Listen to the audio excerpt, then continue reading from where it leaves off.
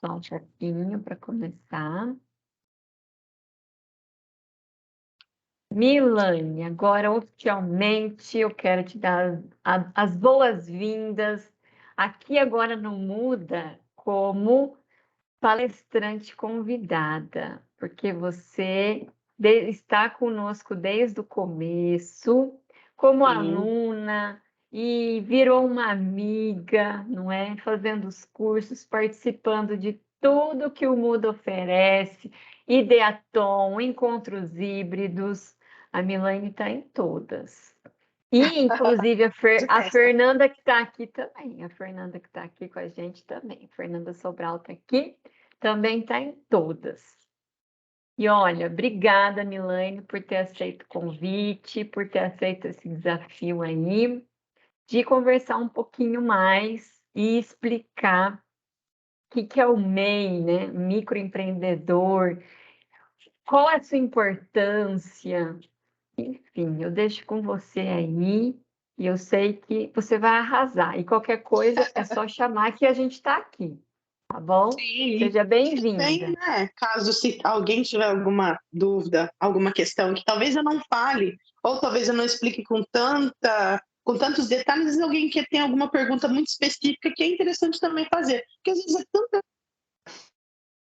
amplo hoje em dia que acaba acontecendo conseguir falar tudo ou quem tem aqui especificamente. Perfeito. Então vamos Então, lá. tá aberto a qualquer pergunta, a qualquer momento que vocês quiserem fazer. Mas assim, eu quero começar um pouquinho, eu quero falar um pouco da questão do MEI, mas de uma forma muito humana, né? Eu quero começar a abordagem na parte humana, humanitária da questão. Porque uma coisa que eu observo muito em relação ao CNPJ MEI é que hoje em dia ele não é tão usual somente para pessoas que trabalham exclusivamente de forma autônoma. Acho que diante da economia, diante dos altos da questão dos custos que é hoje em dia gerenciar uma casa para uma família de 3, 4 pessoas, não é somente o trabalho de CLT, carteira assinada, que vai dar esse respaldo financeiro para a família toda. Então, eu observei bastante, tanto nos clientes que eu tenho, que são meus clientes mensais, como clientes que eu atendo de forma esporádica, eu vejo que uma boa parte deles não trabalham somente como CNPJ MEI, exclusivamente disso. Eles têm uma carteira assinada também e eles usam isso como um auxílio de ganho familiar. Então eu vejo que isso é importante também. As pessoas elas estão utilizando muito isso hoje como auxílio financeiro da família, por conta da questão dos custos mesmo, que estão altíssimos e a gente não consegue gerenciar isso sozinho só com um único ganho. Eu acho que hoje em dia as famílias estão tendo que ter pelo menos de 2 a 3 fontes de renda para dar conta de tudo isso. Então, observando isso, eu notei essa peculiaridade. Então, aproveitando esse gancho, eu quero voltar lá em 2008, quando foi iniciado esse projeto de CNPJ MEI, que ele foi usualmente feito para ajudar principalmente essas famílias que trabalhavam de forma autônoma, que tinha esse gancho junto, porque eram famílias que trabalhavam muitas vezes somente disso. Aí eram pessoas que viviam na informalidade, não tinham nenhum tipo de base, recurso, INSS, aposentadoria, seguro-saúde, não tinha nada disso, então eles sofriam dessa dificuldade. Então, quando foi aberto em 2008 esse projeto, ele ajudou muitas famílias na época. Só que era um projeto que foi feito de uma forma muito crua na época, tinha uma facilidade muito grande. Eu cheguei a pegar clientes recentes que tinham o CNPJ meio aberto e nem sabiam que tinha sido aberto, porque alguém pegou somente com o CPF e a data de nascimento da pessoa, fez uma abertura de um CNPJ MEI facilmente, como era feito antigamente. Aí iam correndo as DAS e a pessoa só descobre isso quando tem uma dívida ativa no nome dela e chega a cartinha avisando que ele tem uma dívida ativa e a pessoa nem sabia. Então, com a evolução da necessidade de adequação dos dias, principalmente depois da pandemia, que aconteceu muito com a pandemia, todas as funcionalidades relacionadas à pessoa física, ela hoje em dia ela é ligada principalmente ao site do Gov.br, que o governo fez isso para estar facilitando e evitando fraudes. Foi se evoluindo essa questão, a questão da abertura desse CNPJ. Há 2, 3 anos atrás, quando eu comecei a trabalhar com esse segmento, ainda era muito fácil fazer a abertura, era muito simples ainda fazer essa abertura. Conforme foi passando o tempo e foi se adequando, eu percebi que o governo foi refinando isso e foi melhorando essa questão para que fique cada vez mais difícil que qualquer pessoa abra um CNPJ no nome da outra de uma forma simples. Hoje a dificuldade ela é muito maior e ela vem ficando cada vez mais refinada de uns meses para cá. Eu notei que isso está ficando cada vez mais difícil. Antes tinha uma questão, hoje em dia, para você abrir uma conta de CNPJ também, você precisa ter, no mínimo, uma versão prata do GovBR. E muitas pessoas me procuram hoje para fazer abertura de CNPJ também por conta dessas dificuldades. Falam, nossa, antes era tão fácil para abrir, hoje tem dificuldade, hoje eu não consigo. É de graça, sim, é de graça, claro, mas a pessoa tem muita dificuldade para abrir, porque tem tantos processos que são feitos, as pessoas reclamam, às vezes me procuram reclamando, nossa, Milane, está tão difícil, está tão complicado. Aí, em vez das pessoas entenderem e observarem que isso é uma coisa boa, porque elas vão evitar que existam as fraudes, eles entendem de uma outra forma, de uma forma negativa. Aí onde eu explico a questão de evitar fraude para que uma pessoa abra o nome dela e ela tenha tudo isso. E isso é um fator importante que eu acho que eu observo que as pessoas não dão tanta importância, que são fatores pouco observados. Quer falar alguma coisa, Larissa? Sim, levantei minha mão aqui. Você Diga, estava diga, diga. para pegar o gancho da sua Sim, explicação, você estava falando que você iniciou esse projeto em 2018, sim, o certo? meu, pessoal. Exato, especificamente com o MEI. O que você fazia antes e o que deu esse start aí, falar, não, eu vou trabalhar especificamente, e se você está específico com o MEI, ou você atua em outros meios? Sim, sim. No meu gancho pessoal, qual que é a minha visão pessoal? Em 2018, quando eu iniciei o meu projeto de vida profissional, empreendedora, no meu caso, qual que foi a minha visão? Naquela época, quando eu iniciei, primeiro eu fiz uma pesquisa muito grande no leque contábil, qual eram as questões principais e onde eram os nichos de trabalho que eram muito pouco explorados. E ele também tinha que ter o contexto voltado junto com a minha personalidade profissional. Por quê? Porque eu queria trabalhar com algo que fosse voltado ao ramo empreendedor, que fosse voltado para o auxílio de desenvolvimento de empresas, porque eu tinha muito essa questão profissional dentro de mim que eu queria trabalhar, só que eu não sabia exatamente aonde trabalhar. Eu fiquei muito tempo nessa pesquisa, fiquei pelo menos antes de iniciar em 2018 com essa pesquisa profissional. Onde eu fui fazendo essa pesquisa e refinando até onde eu cheguei especificamente no MEI. Por quê? O que eu observei conhecendo algumas pessoas que eram MEI? Que elas precisavam de auxílio de gestão empresarial, de gestão financeira, estratégia de vendas. Às vezes eram pessoas que tinham dificuldade com precificação. E como na época eu já tinha uma formação em administração e já era uma paixão minha essa questão da estratégia, da gestão empresarial em si, eu simplesmente vi ali um nicho que era pouquíssimo explorado.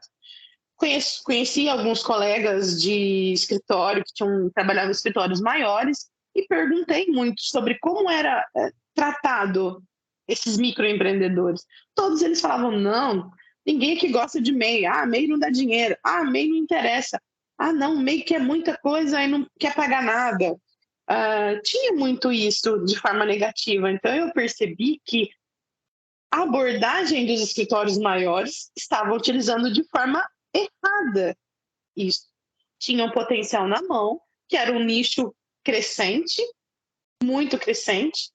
Hoje, o PIB brasileiro tem uma porcentagem imensa de microempreendedores que estão girando a economia. Tanto que muitos escritórios que não trabalhavam com MEI, hoje, muito escritório grande, eu estou vendo que está trabalhando com MEI por conta disso, porque eles estão vendo que eles estão crescendo. Então, estão começando a olhar, nossa, peraí, MEI dá dinheiro. Então, eu vi isso há 2 anos atrás, eu enxerguei dessa forma, porque eu queria fazer tanto trabalho de administrativo e contábil desses microempreendedores. E Responde essa hoje, pergunta? respondeu. E hoje você atua especificamente com o MEI ou você tem um leque que você costuma trabalhar? Como que é? Olha, o meu foco profissional ainda é 99% exclusivo com MEI. Trabalho também com imposto de renda, porque também tenho muitos clientes que eu trabalho durante o ano e durante os últimos. Os clientes de imposto de renda é um pouquinho mais antigo, são de 4 anos para cá. Mas o MEI ficou de 2, os de imposto de renda ainda ficou, porque ainda tem muitos clientes que me procuram, dão indicação, então eu também fico muito na questão do imposto de renda. Mas o imposto de renda ele é uma parcela muito menor.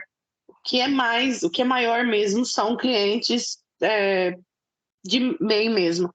Só que sim, são clientes tanto mensais, que eu faço essa gestão empresarial, mas eu também tenho clientes que são clientes de forma esporádica, que me procuram quando estão com muita DAS em atraso, ou quando estão, precisa de inscrição municipal, precisa emitir nota fiscal e me procura.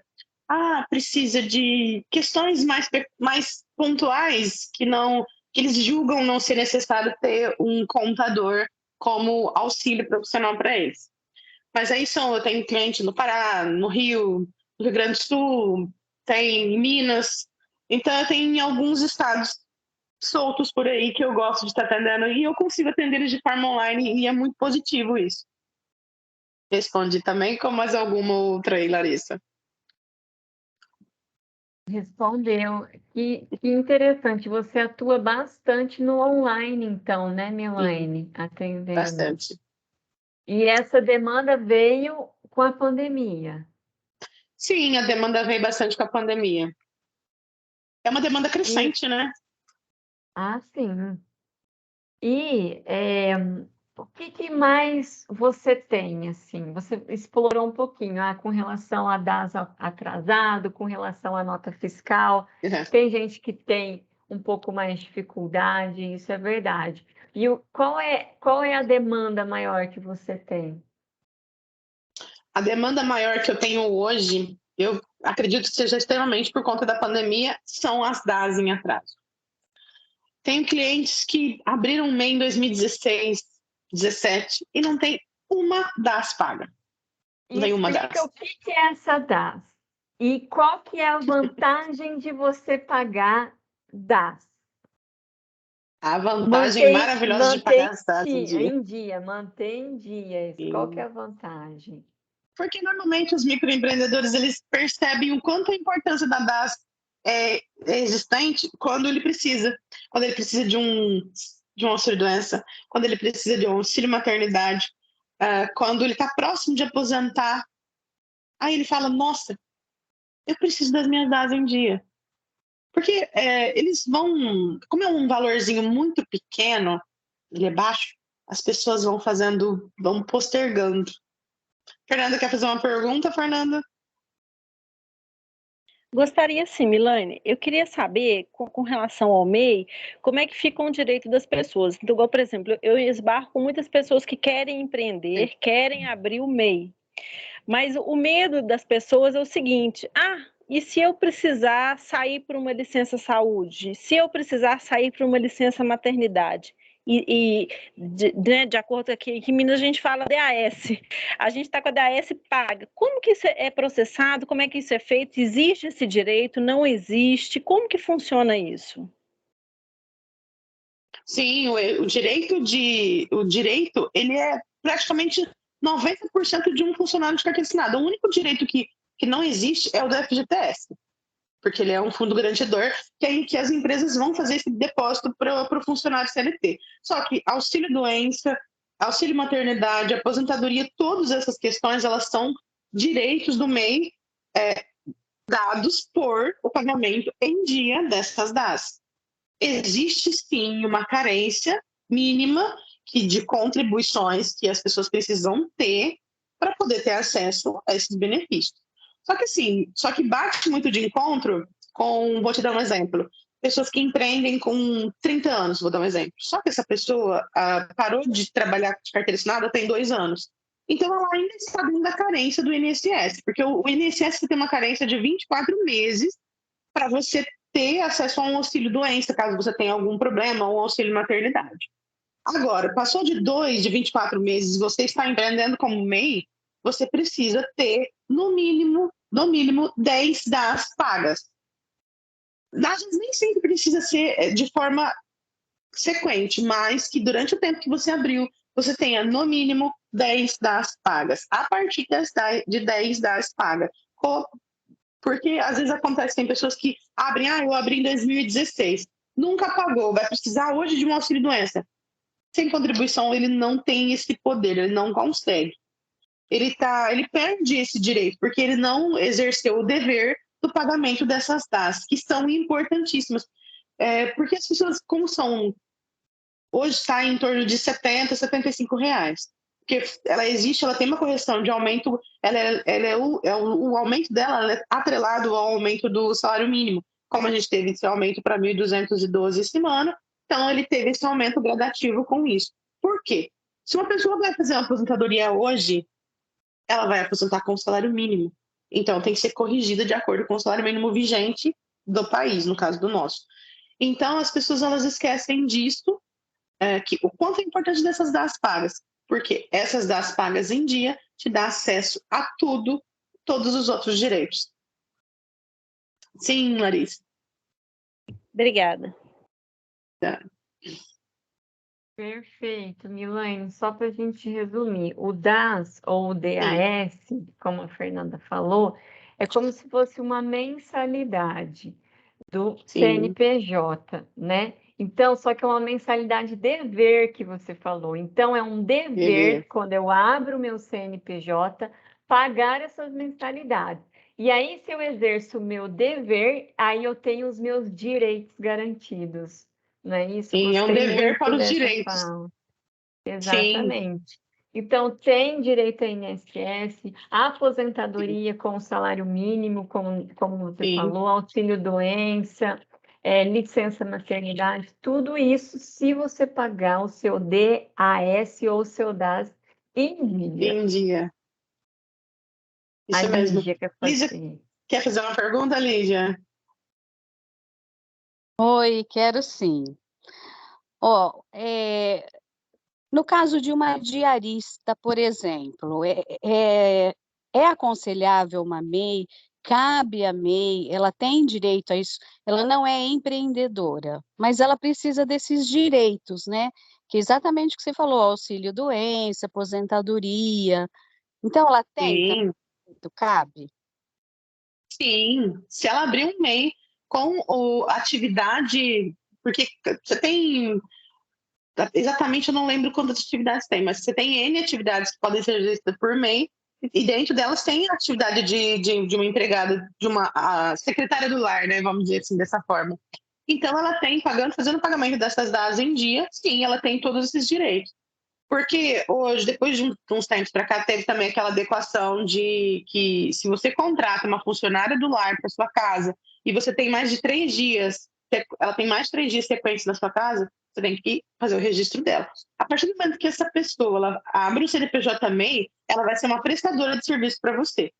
Você não precisa ter contrato de carteira assinada com ela vai prestar serviço para você.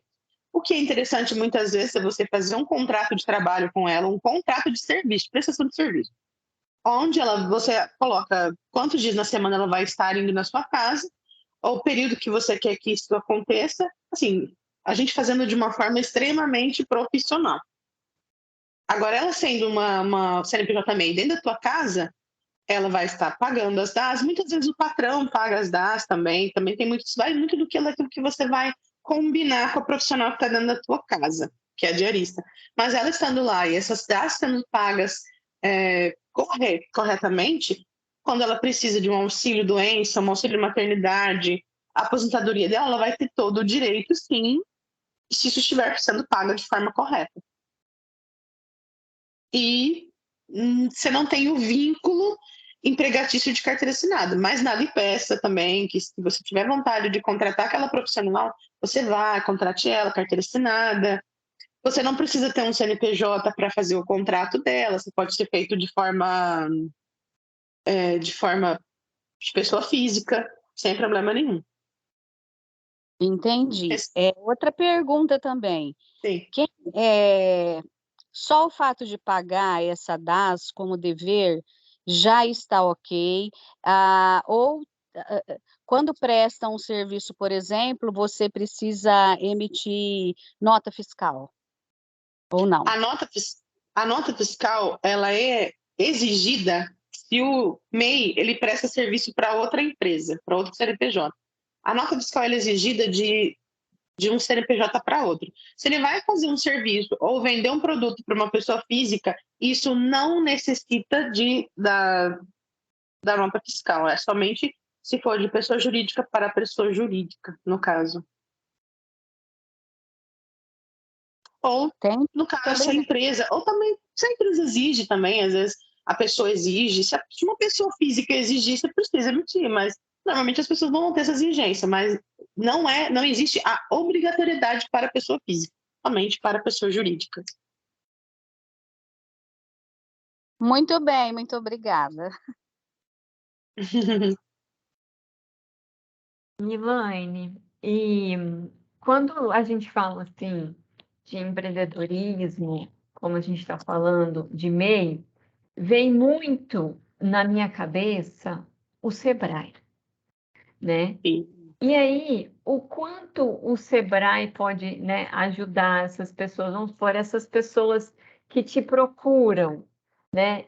Eles sabem desse auxílio que o Sebrae traz também, né? Que é de uma forma gratuita também, esse Sim. auxílio.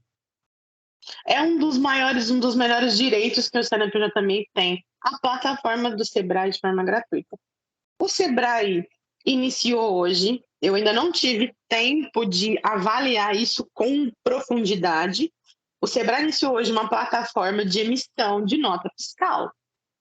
Só que, pelo que eu vi, assim, sem muito tempo, parece que a necessidade de certificado digital, eu acho que isso vai ser a única exigência do Sebrae para fazer essas emissões de nota fiscal. Porque hoje, o processo para emissão de nota fiscal é, primeiramente, a inscrição municipal na cidade. Cada cidade tem uma forma diferente de fazer essa inscrição municipal.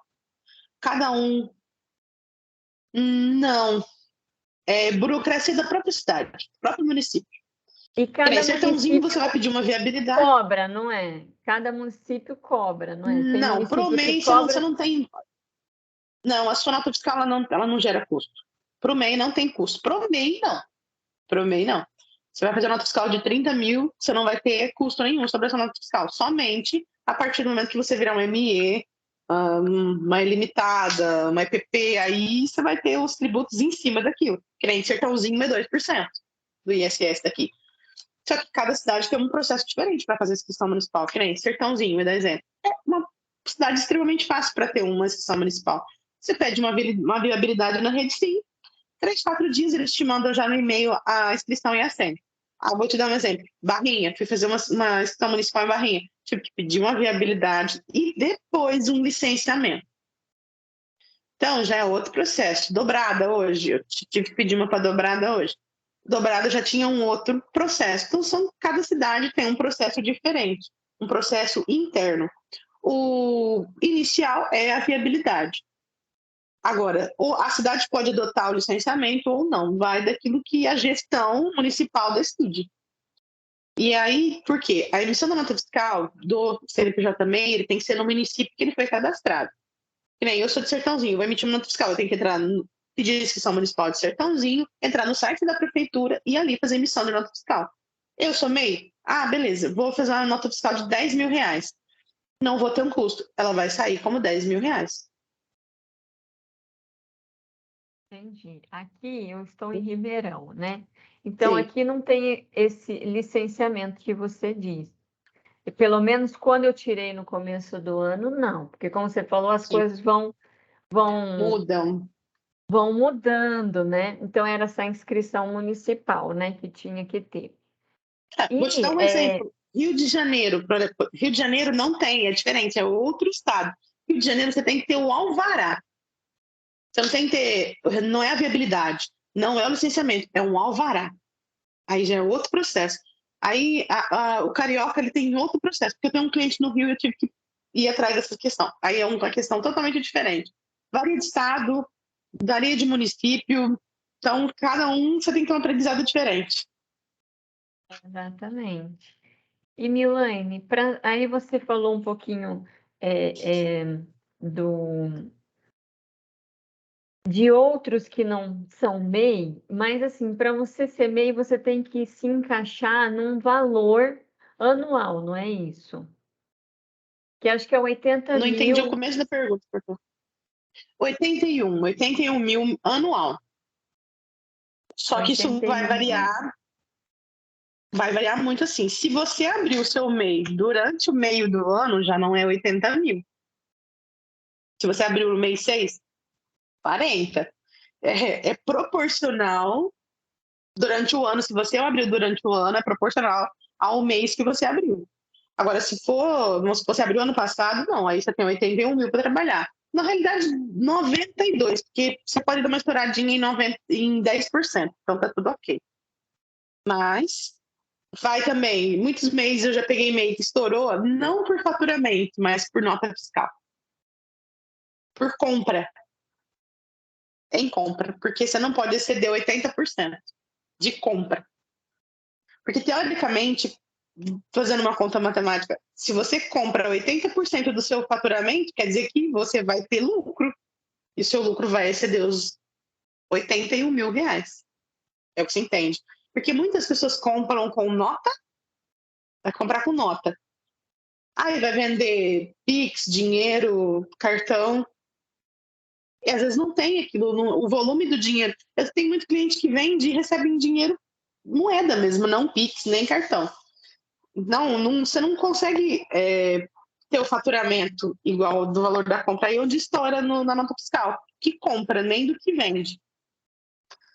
Porque quer tentar daquele jeitinho, né? Heloísa levantou a mão. Oi, Milane. Eu queria saber, né, que no começo da live você falou a respeito que tem muita gente que, além de ser MEI, também é CLT. Eu queria saber a respeito, assim, se a pessoa trabalha como CLT e também é MEI, caso a empresa desligue ela sem justa causa, ela consegue receber seguro-desemprego e tudo mais? E isso é uma pergunta importante que pouquíssimas pessoas sabem também.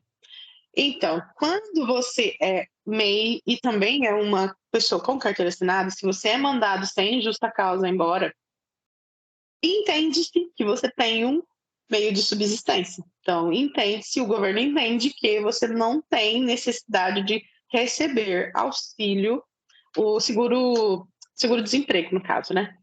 Você vai receber 13º, férias proporcional, todos os seus direitos, só que você não recebe o seguro-desemprego. Seu FGTS você vai receber, se você foi mandado embora sem justa causa, com 40%, multa, tudo dentro do direito seu. Somente o seguro-desemprego você não consegue receber as parcelas que, teoricamente, você receberia, porque o governo entende que se você é um MEI, você saiu da empresa, você foi demitido, você consegue manter a subsistência. Obrigada, Milane. E nesse valor de 81 mil, eu escutei assim, escutei ao vento que esse vai ser aumentado esse 81 mil. Isso é informação correta ou não? Você tem Olha, isso é conhecimento? Então, foi para julgaram isso várias vezes. Começou com 131 mil aumento, com 2 funcionários. A última vez que eu ouvi foi para 141, mas ele precisa da última instância de aprovação para sair. E essa última instância não está querendo liberar. Está segurando tudo que pode. mas eu acredito muito que isso seja uma jogada política relacionada com ano de eleição de presidente. Porque eu acredito que se não tivesse sido essa questão presidencial, que dessa luta que está tendo agora, desses últimos dias, eu acredito que já tinha sido liberado, a gente já estava trabalhando com 141 mil. Mais uns 10% daquela rebarbinha que você pode passar, você ia conseguir levar bem legal aí, mas por conta de ano político, eles seguraram tudo que deu. E eu acredito que isso seja somente para 2023 mesmo, infelizmente. Mas vai chegar, eu acredito que vai para 141. Eu ouvi Porque falar eu que acho ia aumentar, mas eu importante. não sabia para quanto que ia ser. E 140. na sua fala me interessou uma parte que você falou assim, esses 10% para mais. Então, por exemplo, hoje em dia eu sou MEI, então se eu fiz lá no início do ano, então é 81 mil, né, que eu posso arrecadar, é isso, ganhar. E eu tenho direito a esses 10% a mais, um pouco a mais, e se passar o quanto a Sim. mais de 81 mil que eu posso passar? São esses 92, 10%? para não te causar problema. Tá. 92 mil você pode 92. chegar para não te causar problema. Para não te causar problema. Certo. E se sabe por que eu acho que essa questão do aumento para 141 mil, ele é necessário e importantíssimo para microempreendedor? Porque eu vejo uma coisa importantíssima com todos os clientes que eu trabalho, com todos os clientes que eu já trabalhei. Muitas vezes ele não está preparado para subir. Ele não está preparado para isso. Eu vejo isso claramente. Então, eu acho que ele precisa de um teto um pouco maior. Porque o cliente ele fatura muitas vezes 80 mil, mas o custo dele é altíssimo. Então, ele não vê o lucro tanto daquilo. Então, ele não está preparado para subir um degrau. Ele precisaria de pelo menos mais uns 2 ou 3 anos, dependendo do cliente, dependendo do caso. Porque, como com cada cliente meu eu faço trabalho de estratégia financeira com ele, eu avalio tudo da forma que entra, da forma que sai, o valor que ele precifica, o custo da prestação de serviço, porque às vezes é prestação de serviço, às vezes é comércio. Então, eu vejo qual é a dificuldade. Tem clientes que fazem 30, 40 mil de vendas bruta e tem um lucro líquido de 5, 7, às vezes 3, dependendo do mês, às vezes é negativo.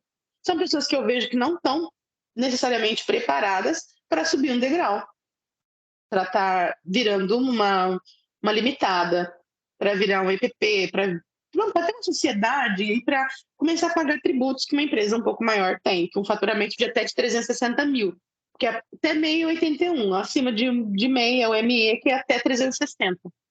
E acima dele são 4 milhões. Então, eu acho que a pessoa que... Normalmente o MEI, ele sofre da dificuldade de se organizar financeiramente, de entender financeiramente o que é ser MEI. Ele acha que muitas vezes eu tenho... Qual é a maior dificuldade dos meus clientes?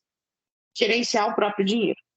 Gerenciar o dinheiro que entra, porque acha que o dinheiro que entra é dinheiro dele, pessoa física. Esquece que precisa investir, esquece que precisa fomentar o próprio negócio, esquece que precisa ter uma reserva de emergência.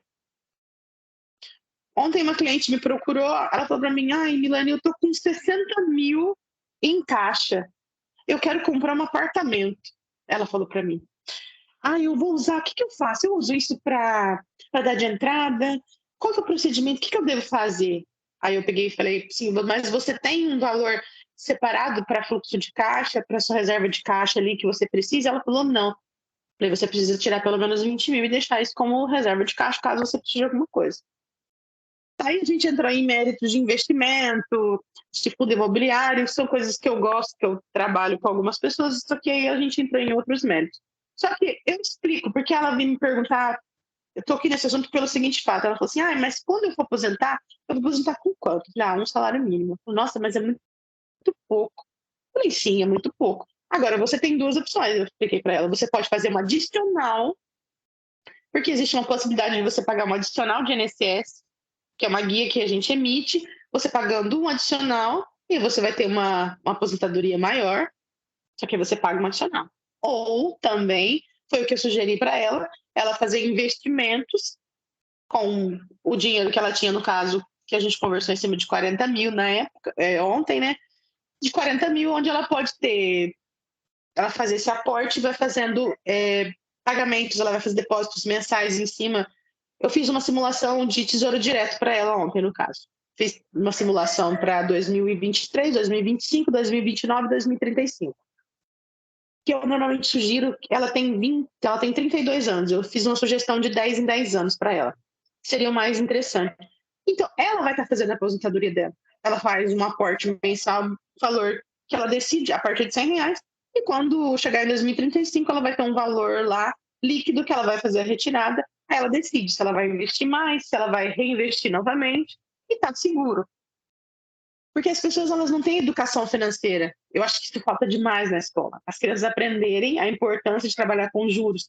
E não os juros tirar de você, e sim ele multiplicar aquilo que você tem. As pessoas não têm hoje esse pensamento de tirar 10% daquilo que ganha e fazer um investimento pequeno, colocar num CDB, porque poupança também nem vai mais. Um CDB hoje está rendendo 13%, 14%, dependendo do lugar que você fazer investimento. Uma poupança hoje ela é arcaica. Quem tem dinheiro na poupança está perdendo dinheiro hoje em dia. Tem outras N possibilidades seguras, com risco baixíssimo, ou até mínimo, ou até nulo, e você ganha dinheiro. Então, eu expliquei essa questão para ela também, porque ela veio me questionar. Isso é um questionamento que eu recebo muito sobre aposentadoria. Ai, quanto eu vou aposentar? Quanto eu vou ganhar? E eu sempre falo para todos os clientes que me procuram e falam sobre isso, eu falo essa questão. Se você quer ter uma aposentadoria melhor, você tem que pagar seu INSS, seu DAS, mas se você quer ter uma aposentadoria um pouquinho melhor, invista 10% do seu negócio, 10% daquilo que você fatura no mês para fazer um investimento, para você ter uma aposentadoria mais tranquila. Que é o que poucas pessoas fazem. Eu acho que até quem é carteira assinada precisa fazer isso também. É importante fazer. Você garantir a sua velhice com qualidade. Sem precisar ficar dependendo de filho, depender de ninguém. Você tem isso, essa reserva sua para você ter uma velhice tranquila. Milane, a Fernanda tá lá batendo palminhas. Você sabe que você me fez lembrar do professor Jefferson, que veio falar com nós também sobre educação financeira, e ele falou assim que é um dever de qualquer um guardar dinheiro. Guardar, é dever, Sim. né? E o segundo passo é investir. Aprender um pouquinho mais. Eu acho que a gente já evoluiu muito, né? Então, aprender, perder esse medo, como você falou, tem investimentos aí que os riscos são muito baixos, né?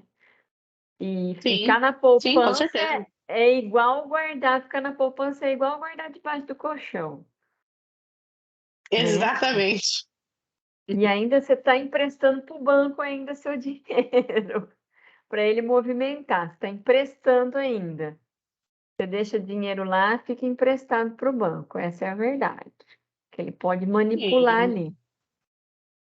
E talvez Hoje uma outra. a visão das pessoas, elas mudam muito. Isso. E vai muito Talvez. daquilo que você quer para a sua vida também, né? É. A pessoa precisa E definir talvez, o que ela quer, definir.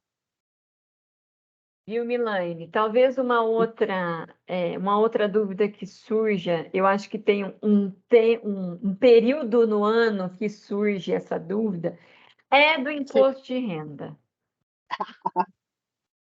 Muito. MEI tem que fazer imposto de renda? O MEI, ele precisa fazer imposto de renda se a declaração anual de faturamento dele exceder o valor que é imposto pelo imposto de renda. Estava 28.586. Se a declaração anual de faturamento do MEI for acima desse valor, ele tem a obrigação de declarar imposto de renda, sim. É importante também.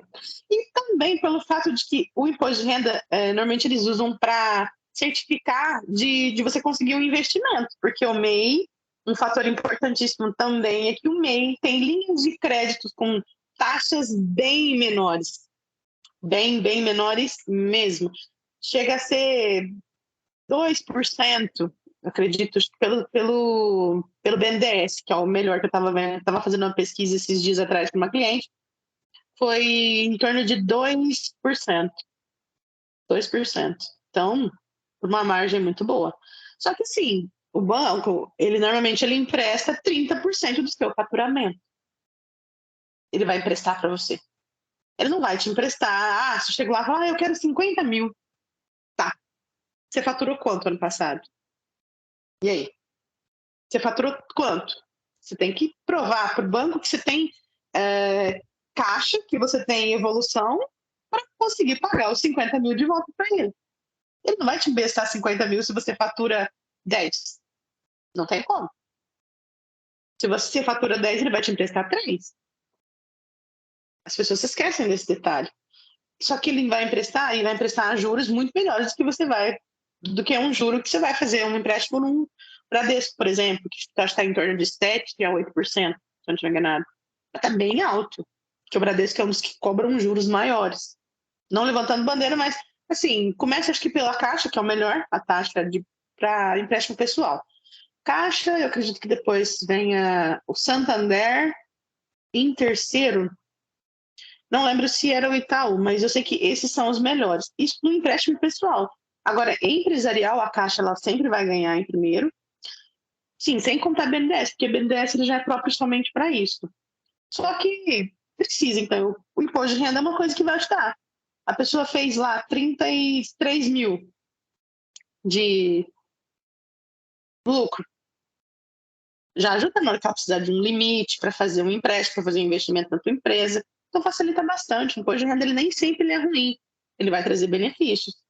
Ele é complicado porque trabalha de carteira assinada e não tem filhos, não tem plano de saúde, não faz curso. São coisas que vai abater no imposto de renda. E poucas pessoas sabem da importância disso. Exatamente. Então, Milane, só para esclarecer, se o meu faturamento, eu somei, se o meu faturamento foi acima de 28 Não sei mil, se é a minha internet que está ruim hoje ou o negócio está ruim mesmo. Tá ruim? Tá picando? Tá cortando. Deixa eu fechar minha câmera. Vamos ver se melhora. Melhorou? Agora tô te ouvindo bem. Ó, então se eu somei e o meu faturamento anual, ele for maior que 28.543, eu tenho que fazer o meu imposto de renda. Sim. Você precisa fazer o imposto de renda. Eu preciso fazer. E se for abaixo disso, meu faturamento, então, aí eu não Tá preciso. tranquilo. Não precisa. Ele não te obriga. Certo. E é interessante o que você falou com relação a escola, cursos, plano de Sim. saúde, que você pode, primeiro você tem que deixar certinho lá que você faz esses Isso. pagamentos, não é? Para você abater no imposto de renda. Sim. Mas tem um adendo aí que é importante, lembrando de uma conversa que a gente teve há um tempo atrás. Quando as pessoas estão casadas no papel, e que nem no seu caso, você é microempreendedora, tô errado? Tá correta. Você é microempreendedora. Casada legalmente. Isso. Então, o que acontece? Se o seu esposo tem a obrigação, como CLT, de declarar imposto de renda, você é esposa dele, ele precisa colocar o seu nome como, não como dependente, mas como cônjuge. Então, o que acontece? Teoricamente, ele deveria e teria que colocar todos os seus ganhos como MEI lá também.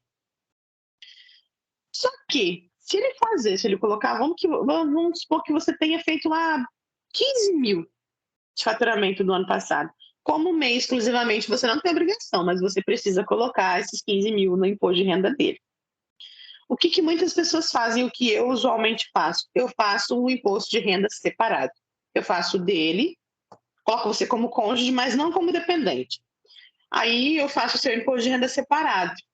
Por quê? Porque se eu unir as duas rendas dentro do imposto de renda dele, ele não vai pagar pela tributação de uma pessoa que ganha 50 mil, vamos dar exemplo, se ele fez 50 mil no ano de 2021, vamos supor, eu estou fazendo imposto de renda dele em 2022, ele fez 50 mil ano passado e você fez 15. Se eu fazer o imposto de renda dele só com 50 mil e você como somente cônjuge, beleza, eu vou fazer como 50 mil. Se eu for fazer o imposto de renda dele e colocar você como dependente, eu tenho que colocar os seus 15 mil. Aí vai somar com os 50 dele. Aí eu vou tributar ele, aliás, a Receita tributa ele com 65 mil, não com 50. Aí sim entra o caso de eu fazer o seu imposto de renda de mês separadamente, para não sobrecarregar o imposto de renda dele e no caso, ele não cair em malha fina. Porque se eu fazer o imposto de renda dele, colocar você como cônjuge, você entra lá como cônjuge, eu não colocar aquilo que você faturou e não fazer o imposto de renda para você, cai na malha fina. Aí entra na malha fina, porque vai estar lá um rendimento que não foi declarado, sendo que vocês são casados em comunhão de bens, comunhão parcial de bens, o que seja, mas vocês são casados legalmente. É aí que entra também o fato de talvez precisar de declarar o imposto de renda do mês, se for casado em papel. E o cônjuge precisar declarar o imposto de renda. Aí sim precisa declarar o do mês. Se ele não fizer 28. Então, Milane, é bem mais fácil, né, para nós fazermos, porque a gente já faz, né, o imposto de renda Sim. separado. Então, eu Sim. faço o meu e ele faz o dele. E em Sim. ambos, tanto no meu como no dele, não tem nada desse negócio de colocar cônjuge, certo? Não, ele vai aparecer lá. Você vai colocar o nome dele e o CPF como cônjuge, não como dependente.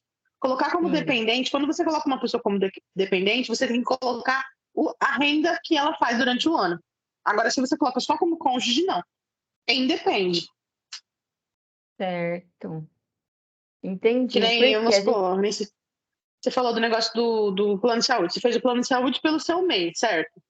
Exatamente. Quando você for fazer declaração de imposto de renda, tem que estar no seu, não no dele. Sim, Só exatamente, que né? aí Foi. tem outra questão. Como ele vai estar lá com você só como cônjuge, não como dependente, só vai estar entrando quem você colocar como dependente. Se você colocar seu filho como dependente dele, você não pode colocar o plano de saúde que você paga do seu filho no seu. E nem no dele. Tem que ficar. Você vai poder colocar só o seu. Pera lá, Milane, pera. Sim. Milane, pera lá. Então, vamos supor, eu coloco o meu filho como meu dependente para eu justificar o plano de saúde. Isso. E aí, e o plano de saúde do meu marido? Ele não é meu dependente? Não, ele não vai entrar no seu imposto de renda porque ele não é seu dependente. Ah, entendi. Entendeu? Apesar de eu Só que você pagar, colocando o seu não vai ter filho como seu restituição. dependente, corre o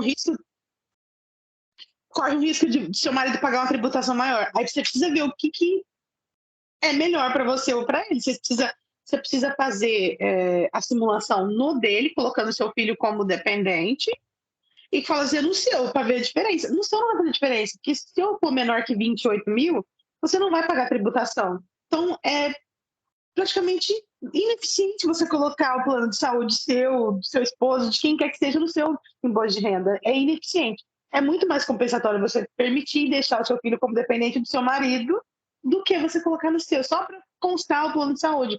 Só compensaria se você fizesse um faturamento acima de 28 mil. Aí sim. No meu caso, sim. No meu caso, Entendeu? sim. Então, Entendeu? vai ter que fazer essa análise, essa simulação, né? Como você disse Sim. mesmo. É importante. Porque a gente tem acesso a tabelas de tributação que ajuda, né, você ter uma noção. Sim, E cada sim. dependente é R$2.500, né? Já tem um abatimento. Olha, Aí tem o muito teto bom. tem o teto para cursos, que é R$4.500. Tem teto também para a parte de plano de saúde, dentário, essas coisas, também tem um teto. Todos eles têm teto. Se você ultrapassar, não vai contabilizar para você positivamente. Ele só chega até um ponto. De lá para lá também não tem, não. Mas aqui eles estavam fazendo também essa reanálise do imposto de renda, né? Acho que com essa reanálise, muitas pessoas vão ficar fora de ter que declarar imposto de renda do ano que vem também. Porque o teto do imposto de renda, ele está há muitos anos sem mexer, né? Sim, e os valores alteraram, né? Exatos 11 anos que reajuste na tabela do imposto de renda. Sim, muitos anos. E vai ter até uma mudança agora também relacionada a quem paga pensão. Vai ter algumas mudanças também. Vai ter algumas, mas acho que não precisa existir mudança, precisa adequação, né? A adequação ela é necessária. A gente não tem tantos anos que a gente fica com a mesma lei, a mesma situação, que já não bate mais, já não é mais adequada com o momento que a gente vive hoje em dia. Então, não adianta nada.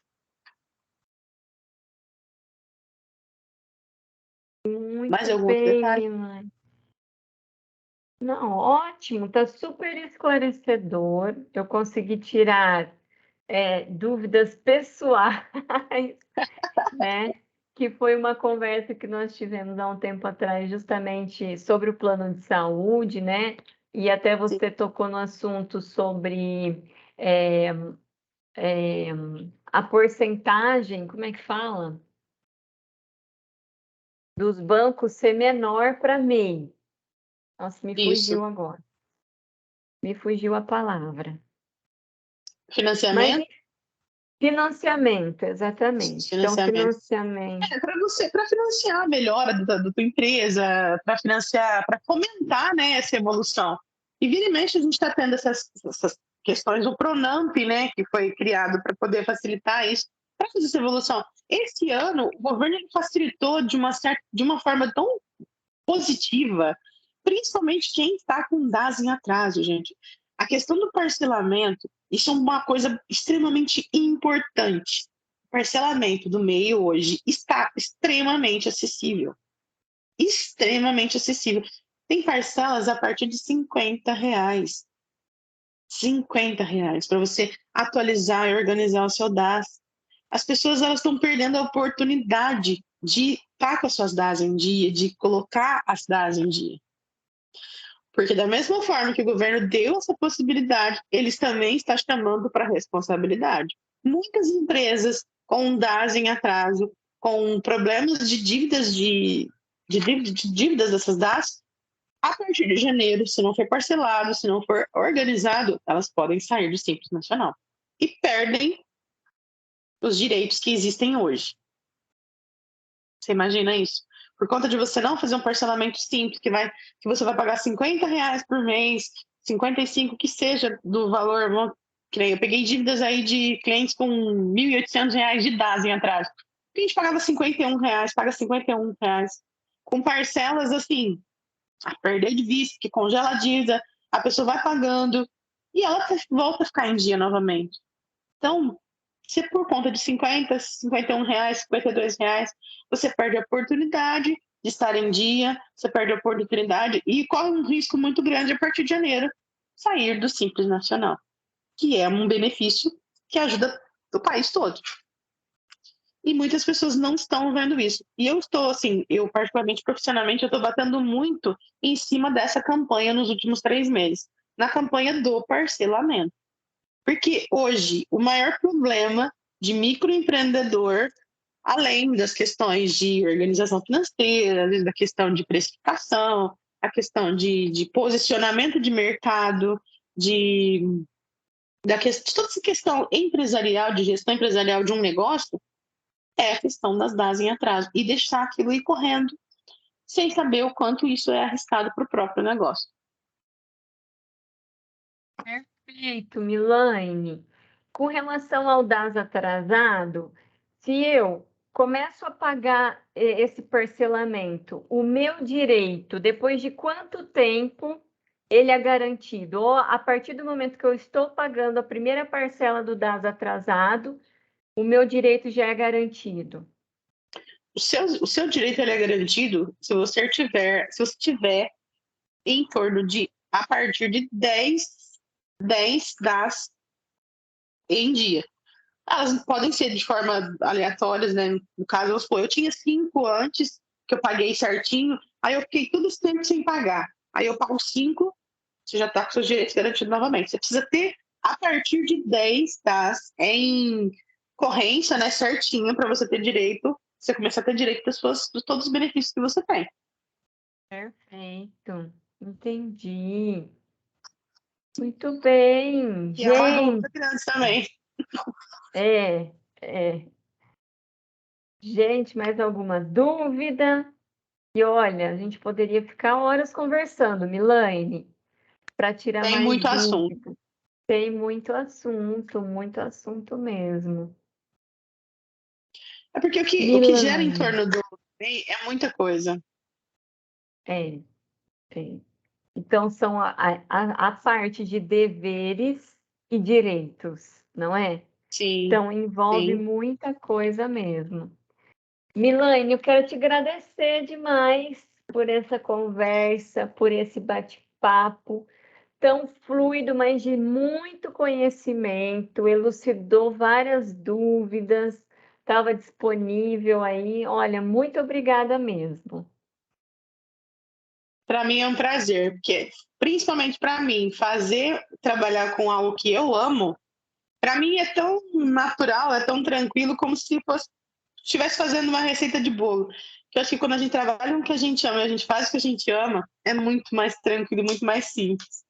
Ah, fica um pouquinho receoso, um pouquinho envergonhado, né, por falar assim, por dividir o conhecimento com outras pessoas, a gente fica meio sem graça às vezes, apesar de eu falar bastante, né? Mas é imensamente satisfatório. Eu hoje sou uma mulher muito mais feliz porque eu faço aquilo que eu amo. E isso é um fator que ninguém consegue tirar de mim. Isso é eu acho que isso é um ganho pessoal, profissional que a Milane de 36 anos atrás nunca conheceu e está conhecendo agora. Percebe? Milene, ó, eu acho que além de tudo, eu estou encantada com você, né? Assim, muito bem, parabéns. Que apresentação, que nada, não precisava, Larissa, de apresentação, porque ela é toda destravada, ela é toda comunicativa, tira dúvidas, fala bem, parabéns. Mas o que mais ficou para mim é a propaganda, porque primeiro eu não sabia que você lidava com isso, que a sua especialidade era essa.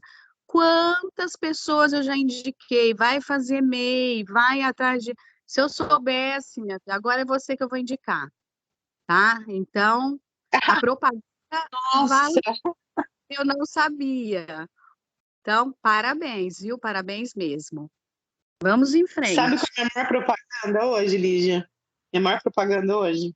Ah, Minha maior propaganda hoje é o amor pelo que eu faço. Eu com acho que certeza. o que eu faço é minha maior propaganda. Eu faço com loucura tudo aquilo que eu faço. Deixa o É seu visível. contato, Milaine. Deixa o seu contato Oi? das redes sociais. Deixa o seu contato das redes sociais e o pessoal que vê aqui entrar em contato com você. Meu contato está nas redes sociais. Eu tô como @Milane Bisinotto. Tem uma plataforma também no Facebook, a minha plataforma pessoal e a profissional, que é no Facebook, tá como Bisinotto Contábil. Meu telefone para contato WhatsApp com DDD 16 992 46 8546. A gestão empresarial, contábil, a gente assovia, chupa cana, faz para a empresa decolar do 0 aos 100. Aqui a gente faz tudo que for necessário para a empresa fluir e melhorar cada dia. E é o que eu faço. E atendo, como diz, quase 24 horas. Eu tenho cliente que me liga 11 horas da noite. Olha, Milaine, olha, a gente vê e sente o seu amor pelo que você faz, a sua satisfação, o seu brilho no olhar, o seu sorriso, o seu empoderamento, sabe? De você estar fazendo aquilo que você ama e não só isso, faz muito bem, faz o que ama e faz muito bem. É por isso que você foi convidada. para estar aqui com a gente. Nossa, eu fico muito feliz. Foi um convite que enalteceu.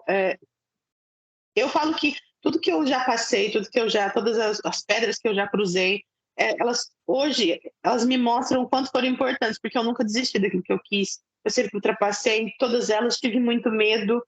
Hoje eu estava conversando com uma pessoa e eu falei, eu tive muito medo. Hoje eu trabalho sozinha, eu sou divorciada, eu tenho as minhas filhas, eu crio as minhas filhas sozinha, eu empreendo, eu tenho medo todos os dias, não vou mentir, porque eu vivo exclusivamente do meu trabalho. Eu crio 3 filhas sozinha, né? Porque pensão não cria filho, né? A gente sabe disso. Então, hoje eu tenho orgulho da mulher que eu me tornei, eu tenho orgulho da profissional que eu me tornei, e hoje o que eu quero para mim, profissionalmente falando, é crescer e mostrar quem é a Bisonotto Contábil, quem sou eu, e aquilo que eu posso fazer por todas as pessoas. Então, eu reconheço que o reconhecimento profissional que eu tenho todos os dias dos meus clientes é aquilo que me leva para frente todos os dias, e o que me faz muito feliz. Muito obrigada, Milane. E que bom que esse espaço aqui que a gente está dando, tenho certeza que vai te ajudar mais e mais aí a alcançar mais clientes nesse Brasilzão e mostrar ainda mais o seu potencial. Tá Com bom? certeza, acredito muito nisso. Ó, Para mim foi um prazer imenso estar com vocês aqui, tirar todas as dúvidas. E quem tiver mais, meu número está aí, só me mandar e a gente troca figurinha. eu agradeço demais. Um grande beijo para vocês, para você, Milane. Beijo, Eriquinha. Tchau, gente. Boa noite. Tchau.